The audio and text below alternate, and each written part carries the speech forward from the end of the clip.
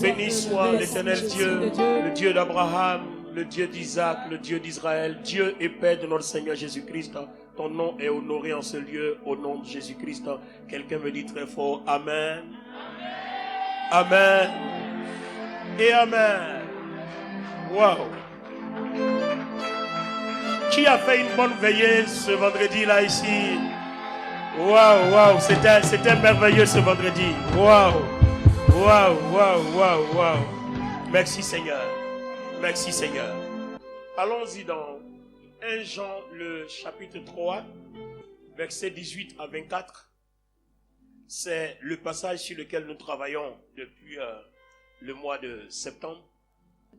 Petits enfants, n'aimez pas en parole et avec la langue, mais en action et avec vérité. Très bien. Par là, nous connaîtrons que nous sommes de la vérité et nous rassurerons nos cœurs devant lui. Car si notre cœur nous condamne, Dieu est plus grand que notre cœur et il connaît toutes choses. Bien-aimés, si notre cœur ne nous condamne pas, nous avons de l'assurance devant Dieu. Quoi que ce soit que nous demandions, nous le recevons de lui parce que nous gardons ses commandements et que nous faisons ce qui lui est agréable. Amen. Merci de vous asseoir. Mesdames et messieurs, voici un court message, un court passage de 4 versets. Amen. Et le passage nous indique comment plaire à Dieu. Le passage nous indique comment avoir une relation avec Dieu. C'est très important. En fait, aller au ciel, c'est avoir une relation avec Dieu. Être béni, c'est avoir une relation avec Dieu. Ce n'est pas mécanique. Ce n'est pas automatique. C'est une relation. La vie chrétienne, c'est une relation avec Dieu. Alléluia. La vie chrétienne, ce n'est pas la fréquentation du nombre d'églises ou bien le nombre de conférences. Non, c'est une relation avec Dieu. Et cette relation avec Dieu t'impose un certain nombre de conduites, un certain nombre de choses à faire pour que Dieu ait la preuve, pas qu'il ne sache pas, mais qu'il ait la preuve que véritablement tu as une relation avec lui. Alors premièrement, il est dit que si nous voulons que Dieu nous donne tout ce qu'on lui demande, il faut avoir la foi en Christ, il faut aimer Dieu, il faut aimer son prochain. Et si on fait ça, Dieu demeure en nous. Or, nous savons que toute bénédiction est d'abord commandée dans le surnaturel. La vie que toi et moi nous menons est commandée d'abord dans le surnaturel. La vie que toi nous menons obéit à un programme. Avant qu'on vienne sur terre, il y a un programme que toi et moi on doit respecter. Notre vie suit un programme qui est déjà tracé. Et Dieu promet que si jamais on a la foi en Christ, si on aime Dieu et si on aime notre prochain, il va s'arranger pour que ce programme-là soit pour nous une bénédiction dans tout ce qu'on lui demande. Donc vous voyez que quelqu'un peut vivre par hasard sur la terre. Regarde ton voisin, fais-lui le plus beau des souris que tu n'as jamais fait un amoureux. Dis-lui, moi je ne vivrai plus jamais par hasard. Dis-lui, je ne vivrai plus par hasard. Alléluia. Il ne faut pas vivre par hasard parce que le hasard est inconfortable. Tu te lèves le matin, tu ne sais même pas ce qui va se passer. Oui, tu ne sais même pas ce qui va t'arriver. Tu te demandes même, est-ce que tout ce que je vais faire là, est-ce que ça va marcher? C'est ça, vivre dans le hasard. Regardez, ce matin, je priais, le Seigneur m'a parlé, c'était vraiment, ça m'a fait du bien. Pas que je ne sache pas, mais la façon dont il m'a parlé, la manière qu'il a procédé pour me parler là, pour me dire ce qu'il a me dit là. J'avais l'impression que c'était la première fois que j'entendais ça. Alors qu'il me l'a déjà dit plusieurs fois, mais en d'autres thèmes et d'autres façons. J'étais en train de prier pour mes ennemis, je priais pour tous ceux qui me calomnient, qui me détestent, je priais pour eux, je les bénissais. Et puis je suis arrivé à une phase où j'étais arrivé où il fallait dealer avec les démons. Parce qu'il y a les êtres humains et puis il y a les esprits. Donc quand je devais dealer avec ces esprits, puis j'entends la voix. Le Seigneur me dit, si tu crois en Jésus-Christ, et si tu aimes Dieu, et si tu aimes ton prochain, moi, je m'occupe des esprits qui sont après toi. Oh, oh, oh. Je vous le dis devant le Saint-Esprit ce matin dans ma prière. Je l'ai entendu clair. Pas que je n'ai jamais vu ça dans les Écritures, mais la façon dont Dieu m'a dit là. J'ai l'impression que c'est la première fois que j'entends ça. Il dit, si tu as la foi en Jésus-Christ, si tu aimes Dieu, et si tu aimes ton prochain, les esprits là, qui sont après toi, qui sont contre toi, qui veulent ta mort, qui programment des choses, moi, je règle le cas. Et puis c'est pas fini. Il dit, le royaume de Dieu a un programme pour chaque enfant de Dieu en ce qui concerne les esprits mauvais, les esprits méchants, les principautés, les dominations, les autorités, tout ce qui est esprit là. Le royaume de Dieu a un programme pour ça, pour les combattre vis-à-vis de chaque enfant de Dieu qui croit en Jésus-Christ, qui sert Dieu et qui l'aime et qui aime son prochain. Ça va faire du bien. C'était tellement fort. J'ai dit waouh. Donc en fait, nous on pense que c'est toutes les fois qu'on demande quelque chose à Dieu que Dieu fait. Mais on a oublié que dans le processus céleste, Dieu a un protocole autour de chacun de ses enfants. C'est fort, hein? Il y a déjà un plan établi de comment Dieu va te sécuriser le lundi, comment il va te sécuriser le mardi, jusqu'au dimanche. Les 7 jours de la semaine, il a un plan. Mais seulement, est-ce que toi, tu es là où le plan est tracé? Parce qu'il y a un chemin qui est tracé. Et ce chemin-là, Dieu promet de tout faire, que tu aies la garantie de demeurer sur ce chemin, pourvu que, ou alors si et seulement si, ou bien à condition que toi tu crois en Christ, que ta foi ne chancelle pas, que tu restes ferme, que tu continues d'aimer Dieu et que tu continues d'aimer ton prochain. Dieu va tout faire pour que tu restes sur le chemin. Il y a un programme pour toi. Oh my God. J'avais l'impression de l'entendre pour la première fois. Vous savez, souvent, nous vivons et puis on a des inquiétudes. C'est vrai, on a la foi. Mais il nous arrive des choses et puis on se demande, le Seigneur, est-ce que je suis dans ton plan? Seigneur, est-ce que je suis vraiment dans ta volonté? Alléluia. Et de temps en temps, il est bon d'entendre la voix de Dieu. De temps en temps, il est bon que Dieu nous parle. Ça nous fortifie. C'est-à-dire, quand Dieu te parle de cette façon, ça veut dire qu'il est avec toi. Alléluia. Et tu as besoin de savoir chaque fois que Dieu est avec toi, que Dieu te fortifie. Et il est bon d'avoir ton assurance que quoi que tu demandes au Seigneur, il te donnera. Il ne faut pas servir Dieu dans le hasard. Il ne faut pas servir Dieu dans la peu près. Dieu est un Dieu de précision. Quand il te bénit avec précision. Quand il t'envoyait sur la terre, tout a été calculé avec précision. Non, il n'a rien fait dans le hasard. Regardez dans l'ordre de la création. Il a trouvé que tout était bon et puis il a même dit très bon. Ça veut dire que les précisions, les finitions, les détails des finitions, tout ça là était préparé, bien conçu, bien ficelé et bien organisé, bien accompli. Oh, quelqu'un peut dire amen à ça. Alléluia. Alors, le problème maintenant est ceci. Est-ce que tu as vraiment la foi en Jésus-Christ? Maintenant, dans le verset 22 de 1 Jean 3, il dit bien, quoi que vous demandiez, le Seigneur nous l'accordera pourvu que nous gardons ses commandements. Mais ça va venir, il dit, et que nous fassions ce qui lui plaît. Donc, en fait, tu peux penser avoir la foi, mais tu as la foi de la mauvaise façon. Pas de la façon dont ça lui plaît. Tu peux aimer Dieu, mais tu le fais de la mauvaise façon, pas de la façon dont ça lui plaît. Tu peux aimer ton prochain, mais tu le fais de la mauvaise façon, pas de la façon dont ça lui plaît. Donc en fait, quoi que tu fasses, fais le bien. Je prends un exemple. Tu viens à l'église, non? Tu dis tu aimes Dieu. Tu veux montrer que tu aimes Dieu. À 8 heures, Dieu t'attend. Et puis toi, tu viens après. Donc en fait, il va te demander, tu l'aimes. Il va dire, oui, je l'aime. Mais tu es venu à l'église. Ça, c'est la finalité. Mais tu l'as fait de la mauvaise façon. Donc cette foi que tu as en Christ là, elle ne sera pas récompensée.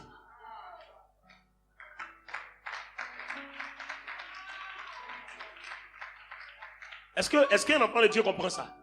En fait, tu as la foi, tu montres que tu aimes Jésus. Mais cette foi-là ne sera pas récompensée parce que tu l'as fait de la mauvaise manière, la manière dont Dieu n'est pas satisfait. Tu aimes ton prochain, tu salues les gens, mais tu les salues comment? Mais il est bien dit, la façon dont tu aimerais qu'on te salue là, salue les autres comme ça. Mais tu arrives, tu vas non, tu as mon frère. Bonjour. On a connu même ça même, bonjour. Mais tu as planté un décor, c'est-à-dire tu as établi un principe dans ta vie pour que toutes les personnes qui doivent te dire bonjour là, te disent bonjour de la même façon. Donc ne sois pas étonné que ta vie soit remplie de frustration. Parce que toi-même, tu as établi un principe. Parce que le principe biblique dit, tout ce que vous voulez que les autres fassent pour vous, faites la même chose pour eux. C'est tellement clair. Donc vous voyez qu'au niveau de l'amour, on peut aimer Dieu de la mauvaise façon et on peut aimer notre prochain de la mauvaise façon. Pourtant, dans notre cœur, je t'ai salué en bizarre, non, mais pourtant dans mon cœur, ce n'est pas que j'ai un problème avec toi, je t'aime bien, mais je t'ai salué en bizarre.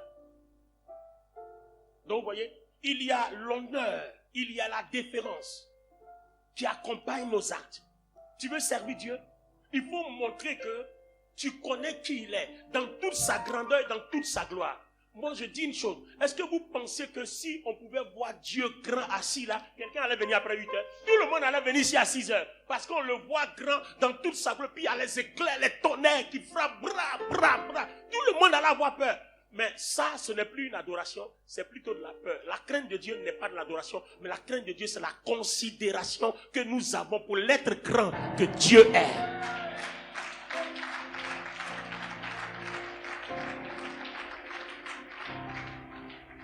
À partir du moment où Dieu te fait peur, ton adoration n'est plus justifiée. Pourquoi? Parce que tout simplement, tu le fais par peur de mourir, par peur d'être frappé.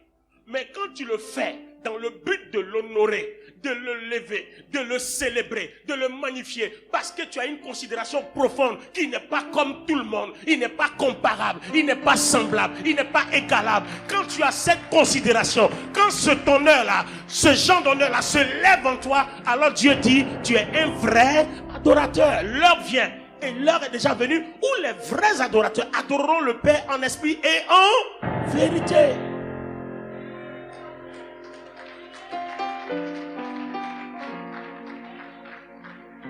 C'est la même chose en matière d'offrande. Quand je vois des gens qui disent qu'ils aiment Dieu, et puis ils sont toujours en train de dire que la dîme c'est une escroquerie, vous allez à l'église, vous donnez des offrandes, vous faites des donations. Mais je dis que cette personne-là ne connaît pas Dieu. Parce que quand tu connais Dieu et que tu connais la valeur du souffle de vie, et que tu connais la valeur de la souffrance que Christ a menée juste pour toi, je ne réfléchis plus quand il s'agit de Dieu. Non. Est-ce que Dieu parle à quelqu'un ce matin? Lisez la Bible. Essayez d'évaluer et de calculer la souffrance de Christ. Juste pour toi. Donc, tu ne peux pas dire que tu crois en Jésus-Christ et puis tu ne tiens pas compte de ces maîtresses par lesquelles toi et moi on est guéris. Dieu va te bénir, tu travailles, tu as un emploi. Payer la dîme, c'est un problème. C'est là que tous les démons vont commencer à se révéler à toi que c'est une escroquerie. Pourtant, les gens t'escroquent dans le monde là-bas. Là tu suis, tu donnes. Tu ne vois pas les vrais escrocs.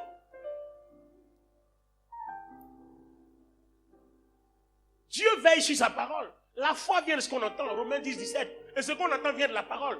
À partir du moment où ce que tu fais est dans la parole, il n'y a pas de problème. Moi, je crois que si vraiment tu aimes Dieu, tu ne vas plus calculer. Une fois, on m'a rendu le témoignage d'une femme dans une église. Elle a sorti son porte-monnaie. Elle a laissé les billets là, tous les billets là. Et puis elle a sorti une pièce de 5 francs. Et avant de sortir ça de son porte-monnaie, la pièce est tombée de sa place. Ça a roulé jusqu'à ça venir tomber devant le panier. Donc, parce qu'on poursuivait sa pièce. Arrivé là-bas, elle s'est rendue compte que tout le monde regarde la pièce. Or, quand on regarde la dame là, on sait que franchement, c'est une foutaise de venir déposer ça devant le Seigneur. Elle en a eu honte. Et ce jour-là, elle a eu sa délivrance.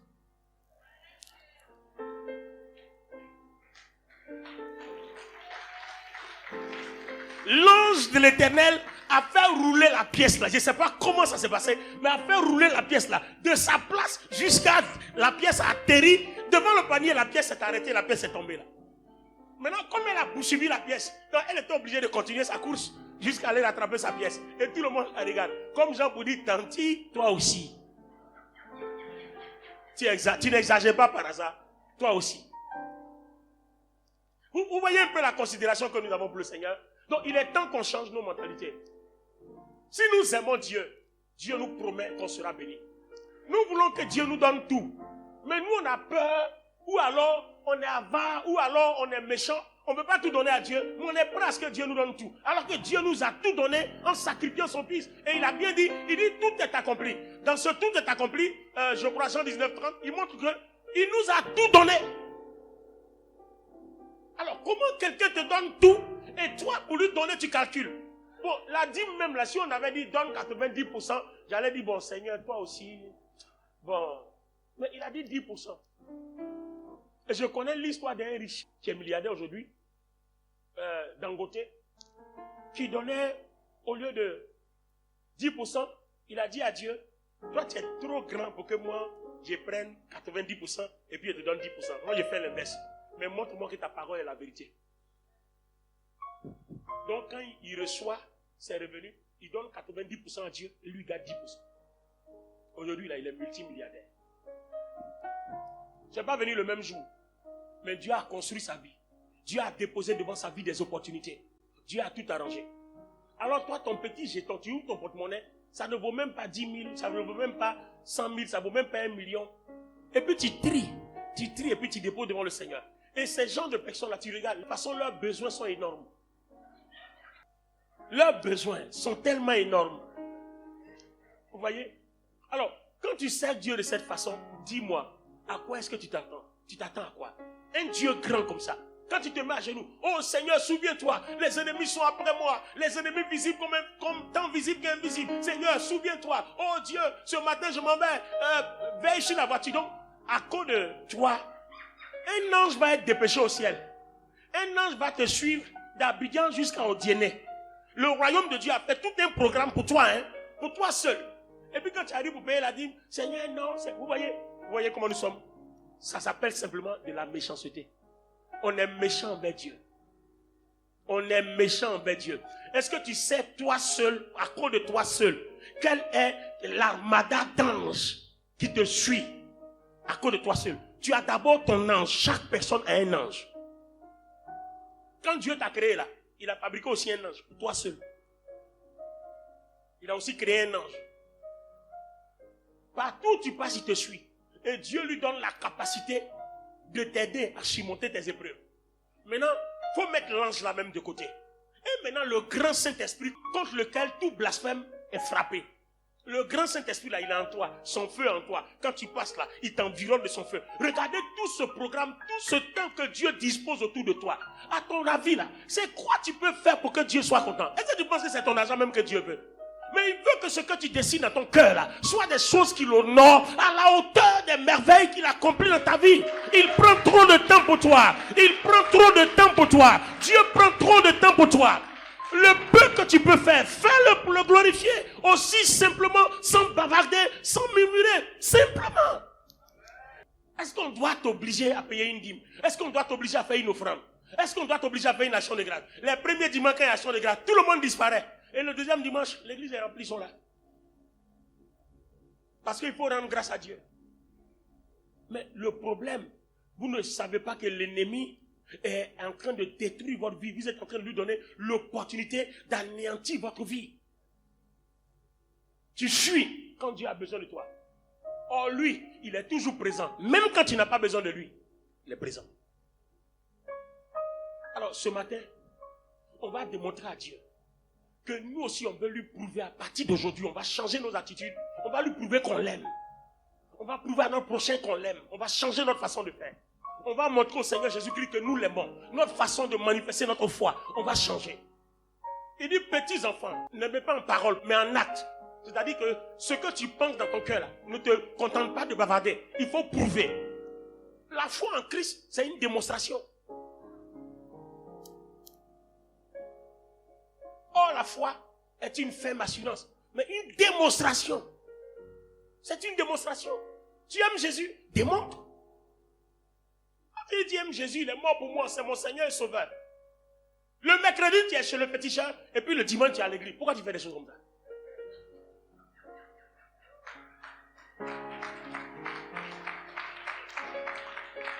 Pourquoi tu fais ça?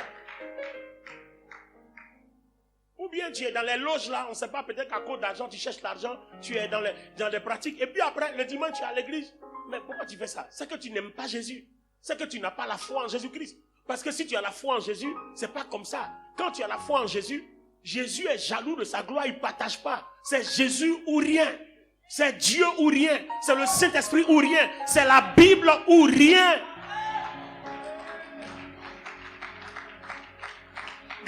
Dans votre adoration à la maison, commencez à dire à Dieu, Seigneur, moi, c'est toi Jésus ou rien. C'est la Bible ou rien. C'est le Saint-Esprit ou rien. Même quand on te donne une opportunité d'avoir l'argent et que ça doit entraver les voies de Dieu, tu vas dire, cet argent-là, je ne prends pas parce que moi, c'est Jésus ou rien. Je vous ai rendu mon témoignage, non? Je vous ai rendu mon témoignage. On m'a proposé 100 millions par mois qu'on va me donner parce qu'on cherche des leaders qui savent parler de la part du Seigneur, qui sont écoutés. Sur mon Facebook, j'ai plus de 100 000 abonnés. J'ai 112 000 abonnés. Et là même, c'est parce que je ne travaille pas vraiment activement comme les autres. J'aurais eu peut-être plus d'1 million. Donc, ils savent que quand je mets un message là, il y a au moins 100 000 personnes qui jettent un coup d'œil. Donc, il suffit que je commence à donner un faux évangile, ça va commencer à contaminer les gens. Mais quand j'ai fini ça là, j'ai pris l'argent. Mais je vais manger l'argent là pour un peu de temps sur la terre et je vais brûler pour tout le reste de ma vie dans l'enfer. Bon, je choisis quoi? Entre souffrir pour un peu de temps et puis aller au paradis, être en joie pour tout le temps, ou bien être heureux pour un peu de temps et puis aller en enfer pour tout le temps, tu choisis quoi? Le choix n'est pas discutable.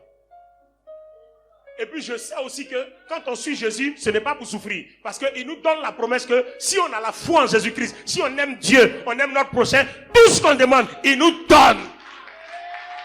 Et si on le fait de la façon dont ça lui plaît, il habitera en nous et tout ce qu'on demande, il nous donne. Donc moi, qu'est-ce que je fais? La douleur que je dois avoir en marchant pour la foi en Christ totalement, en aimant Dieu totalement, en aimant mon prochain totalement, en faisant ce qui plaît totalement à Dieu, je préfère cette souffrance-là parce qu'elle est récompensée. Oh, tu n'as pas compris. Je préfère la douleur récompensée, ou bien, je préfère la douleur récompensée. Mais oui, je préfère la douleur récompensée.